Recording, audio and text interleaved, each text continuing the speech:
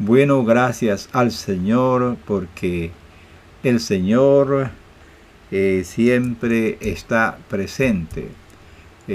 Dice el Señor, yo estaré con ustedes todos los días hasta el fin del mundo.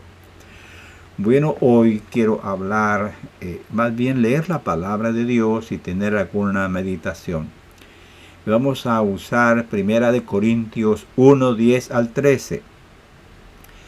Allí el apóstol Pablo escribe, inspirado por el Espíritu Santo, estas gloriosas palabras. 1 Corintios 1, 10 al 13, y trata precisamente del problema de las divisiones que surgen de vez en cuando en la iglesia.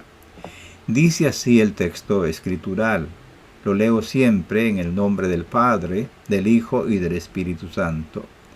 Os ruego pues, hermanos, por el nombre de nuestro Señor Jesucristo, que habléis todos una misma cosa, y que no haya entre vosotros divisiones, sino que estéis perfectamente unidos en una misma mente y en un mismo parecer. Porque he sido informado acerca de vosotros, hermanos míos, por los de Cloé, que hay entre vosotros contiendas.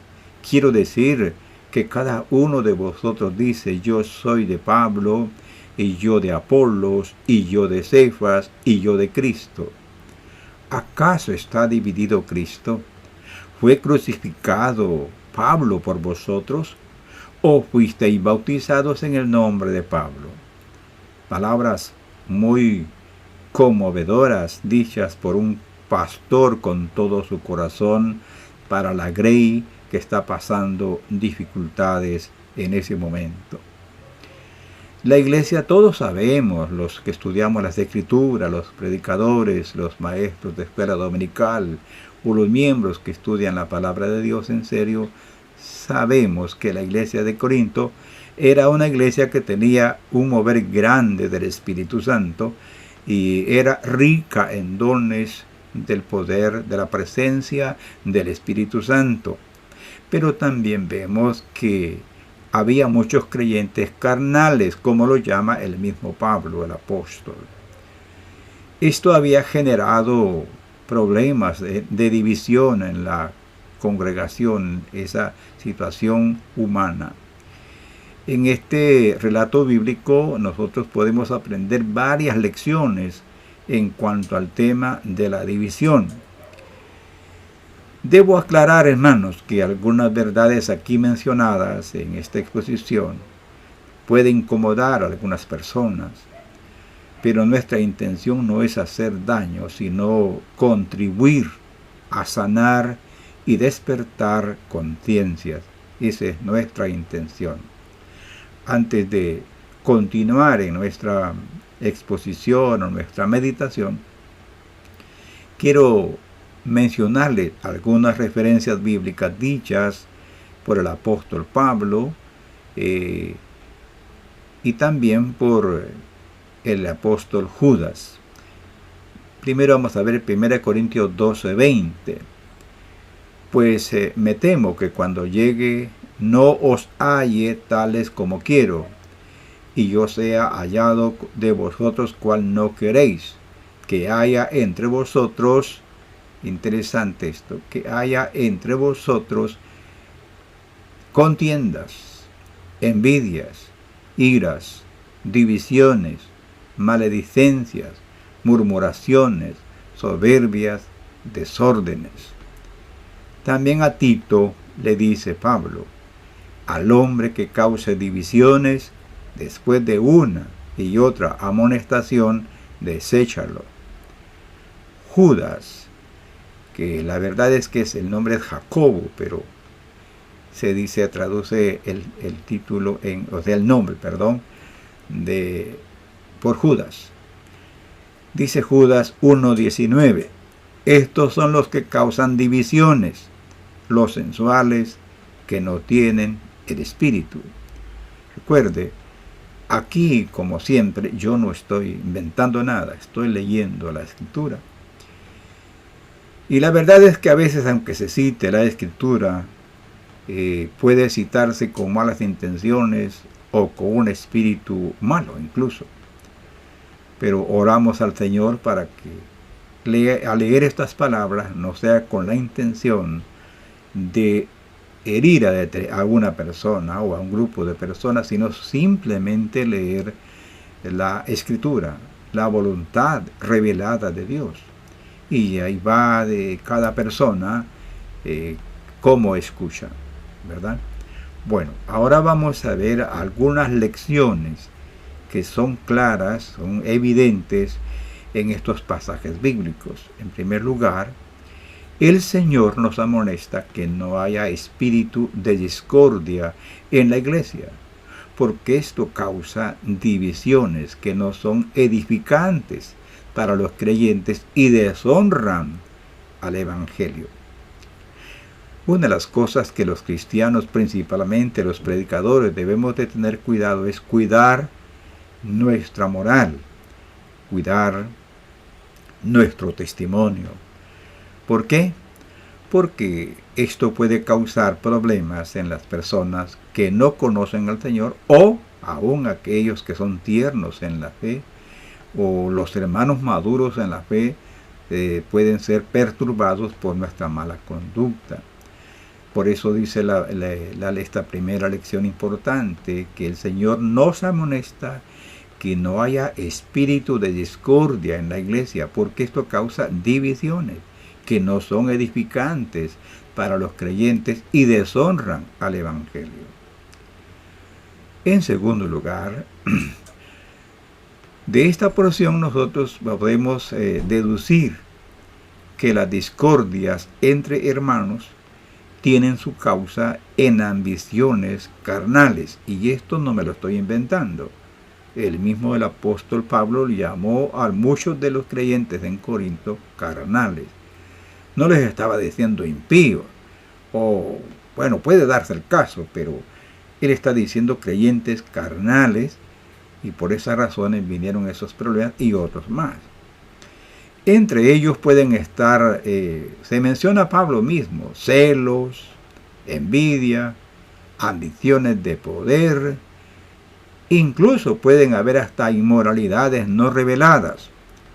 Cuando una persona tiene problemas de inmoralidad, tarde o temprano va a poder perturbar su modo de pensar, va a perturbar sus sentimientos, va a perturbar su conciencia, y va a oscurecer el entendimiento para entender las Escrituras, y ahí vienen las distorsiones de entender la Escritura y las perturbaciones mentales que redundan a veces en muchas cosas que son contrarias a la voluntad de Dios. O sea que las causas de las divisiones se originan en la carnalidad y ambiciones, etc., entre los creyentes.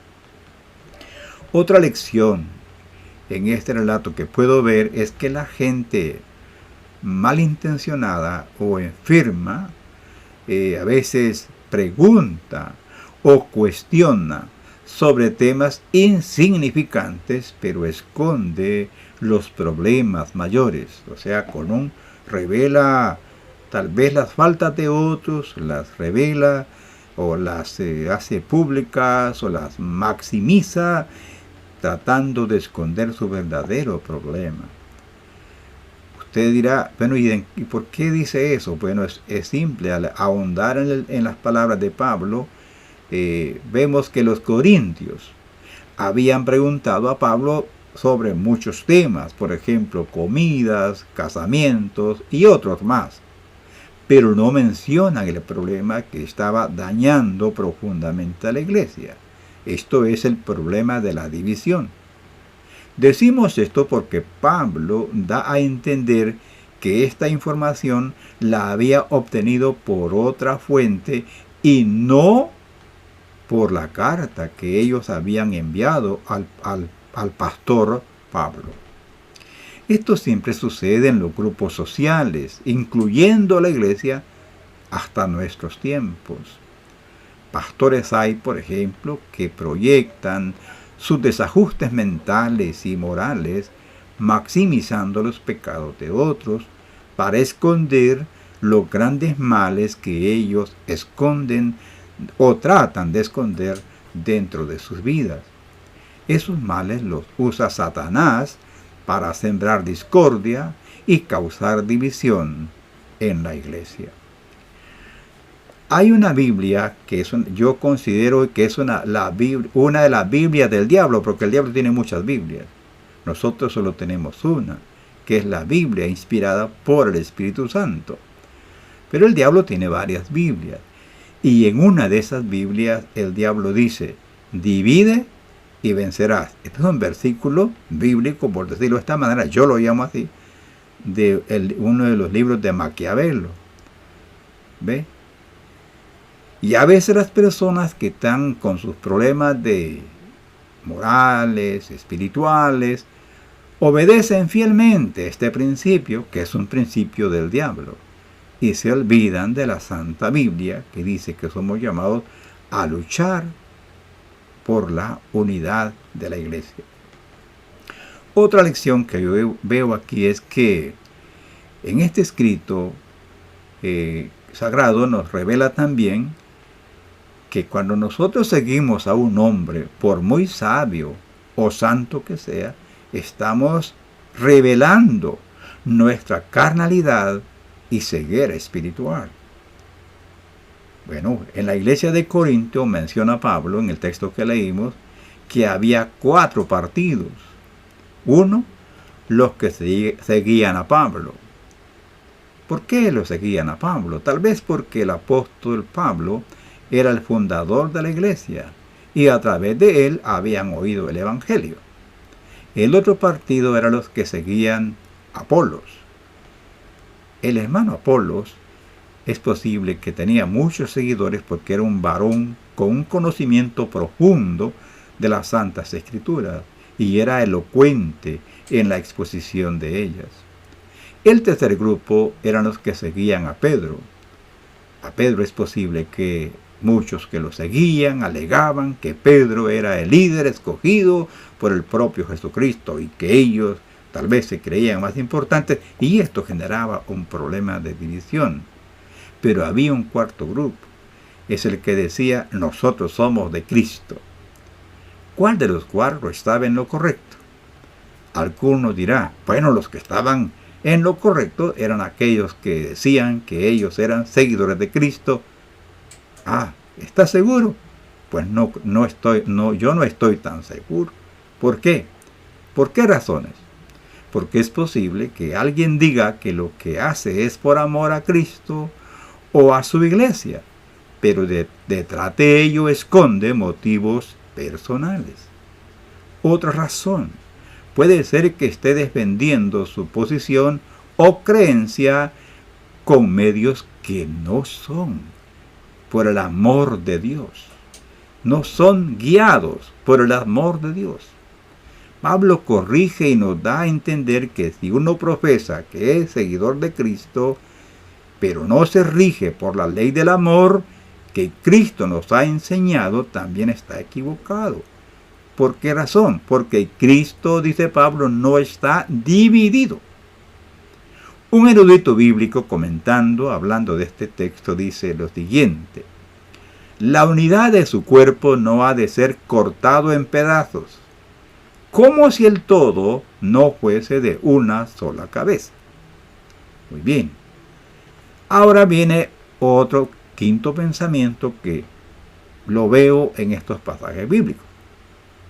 Un creyente conforme a la Biblia tiene criterios firmes basados en la Biblia. Por ejemplo, en los conflictos que de vez en cuando suceden en las denominaciones o en las iglesias locales, algunos dicen, en pro de la unidad, lo que importa es que estemos unidos y que cada quien que crea lo que quiera. Parece esto que es correcto, pero no es correcto. Esto parece un pensamiento piadoso y correctísimo, pero no lo es. Es un grave error y una señal de miopía espiritual. ¿Por qué? Porque en pro de la unidad o del crecimiento nunca se debe sacrificar las doctrinas esenciales de la Biblia.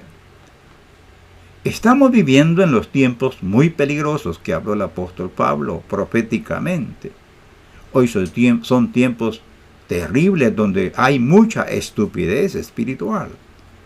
O sea, la Biblia lo llama esto estupor, una ceguera, una enfermedad de la forma de pensar, una oscuridad de su mente. La persona no puede captar la verdad, no puede discernir la verdad y se inclina más por la oscuridad. Los creyentes ingenuos o carnales siguen a líderes que les dicen lo que quieren oír, lo que Pablo dice, que tiempos que la gente apartará el oído de la verdad e irá tras las doctrinas del error. Y hay gente que dice que es creyente, pero no piensa por sí mismo. Otros piensan por ellos. Estos son tiempos verdaderamente peligrosos. La pandemia de la herejía es más peligrosa que el mismo coronavirus. Las conclusiones que hoy vamos a hacer. Conclusiones. Número 1. En la iglesia militante siempre han habido y seguirán sucediendo graves aberraciones. ¿Por qué razones?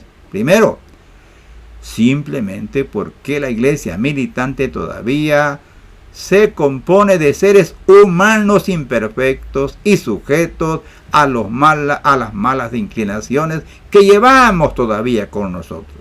2. La iglesia militante es como una red que recoge de toda clase de peces. Unos son buenos y muchos son malos. Nuestro Señor nos enseña que la cizaña está entre el trigo y no se puede arrancar, porque con la cizaña se puede arrancar el trigo. De eso se encargará el dueño del trigal en el día del juicio. En el día del juicio. El trigo será recogido en el granero del Señor y la cizaña será arrojada al fuego, dice el Señor Jesús. En tercer lugar, la historia de nuestras vidas da testimonio de esta tesis. En el éxodo del pueblo de Israel leemos que quien causó alborotos en la mayoría de las veces fue la chusma. ¿Quién era esa chusma?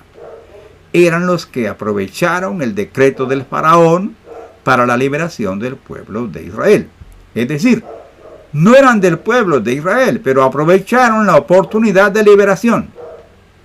Por si lo duda, le cito a la palabra de Dios. Dice la Biblia en Números 11:4.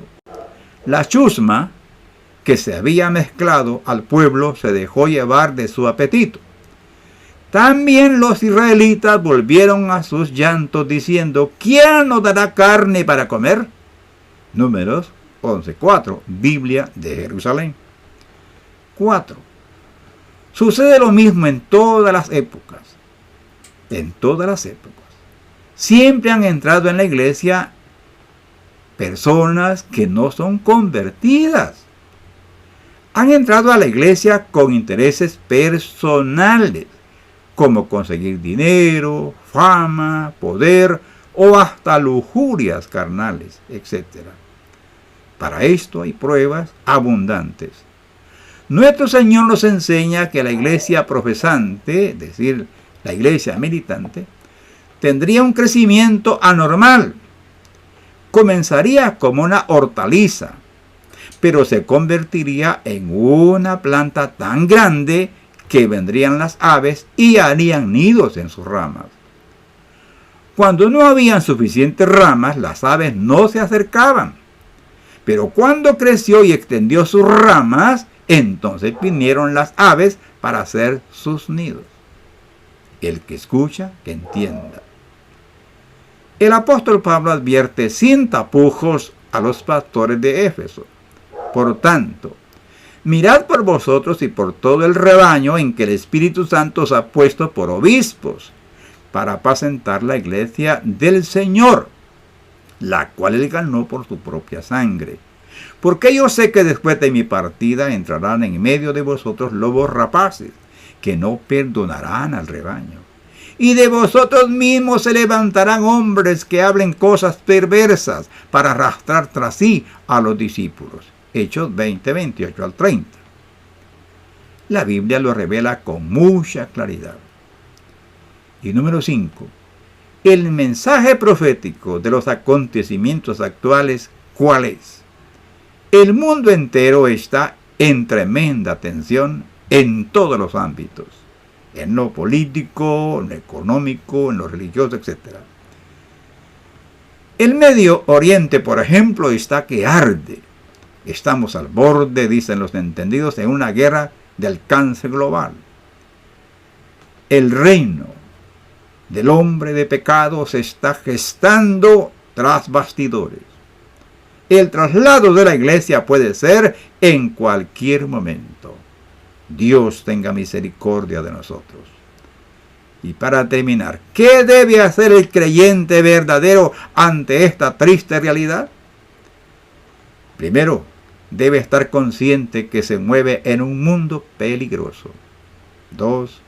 Debe examinar todo lo que oye o lee a la luz de la Biblia.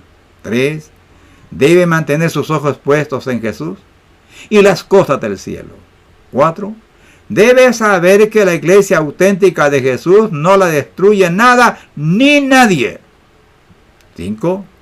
Las denominaciones desaparecerán o se unirán a la gran ramera, pero la iglesia de Jesús será levantada y escapará de la gran tribulación. Usted como creyente, hermano, como creyente auténtico, quizá tenga que llorar o tengamos que llorar, pero no debemos desmayar. En este mundo nunca veremos perfección hasta que seamos llevados a nuestra gran mansión. Hay uno que murió y resucitó, se llama Jesús, y la salvación está en él. Él dijo, el que a mí viene, no le echo fuera. Y el que está en mis manos, nadie lo arrebatará. Gracias, Señor, por esta oportunidad. Ruego bendiga esta exposición. Que su palabra santa haga obra especial en cada uno de nosotros. Señor, opere en los corazones, sane las heridas, dé sabiduría y de entendimiento a su verdadero pueblo. En el nombre de Jesucristo. Amén. Que Dios nos bendiga a todos y la paz de Jesús gobierne nuestros corazones. Procuremos ser siempre fieles al Señor Jesús. Dios nos bendiga.